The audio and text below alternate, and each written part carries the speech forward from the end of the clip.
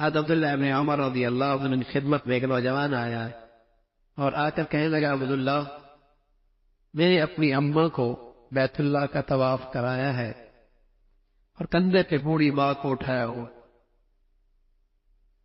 اور گرمی بھی دیکھا بیت اللہ کی اور یہ سنگریزے بیت اللہ کی اطراف میں میرا پاؤں بھی چھنچی ہو گیا. صرف پوچھنا عبداللہ یہ ہے کیا میں نے اپنی اماں کی خدمت کا حق ادا کر دیا؟ کہنے لگا بیٹے ساری زندگی بھی یہ خدمت کرتا رہے، جب تیری ماں نے تجھے جنا تھا اور جو درد اٹھایا تھا اس ایک درد کا ساری زندگی کی یہ خدمت بدلا نہیں ہو سکتی. لیکن جوانی مستانی ہوتی ہے، کہاں ماں باپ کی تکلیفیں یاد رہے؟ جوانی مستانی ہوتی ہے، کہاں ماں باپ کا دکھ درد یاد رہتے ہیں. اسے احساس ہی نہیں ہوتا کتنی راتیں میری ماں نے میرے باپ نے میری خاطر جاگ کر گزاری. میری بیماری ان کی بیماری بن جاتی تھی اور میری تکلیف ان کی تکلیف بن جایا کرتی تھی اور میری بھوک ان کی بھوک بن جایا کرتی تھی اور میری نیند کا نہ آنا ان کی نیندیں اڑ جایا کرتی تھی. نہ جانے کتنی راتیں تکلیف پہ گزاری، لیکن یہ اس موسم کو ہی بھول جاتا ہے، اس موسم ہی کو بھول جاتا ہے.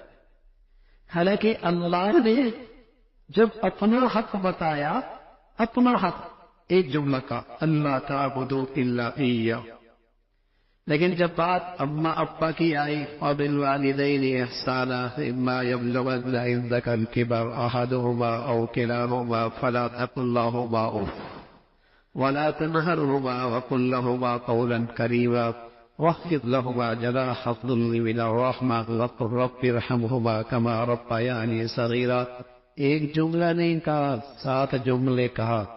کندھے جھکا لینا، آج نہیں دکھانا، انکساری کا مظاہرہ کرنا، تحمل کرنا، برداشت کرنا، سارے سبق دیے اور فرمایا یہ سب کچھ بھی ماں باپ کی خدمت میں کر ڈال، پھر بھی حق ادا نہیں ہو سکتا.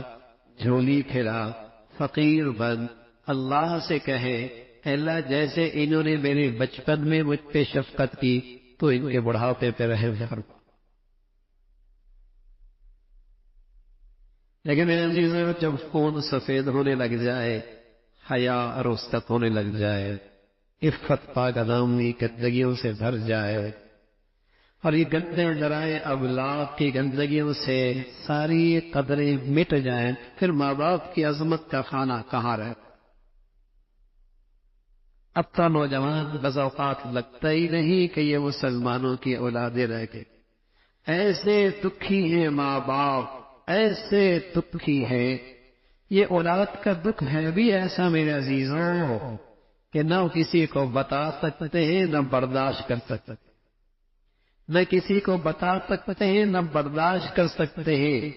اس سے اندر کا خون خشک ہوتا ہے، ہڈیاں پگھلنے لگتی ہیں. کس کو بتائیں، کس کو بتائیں؟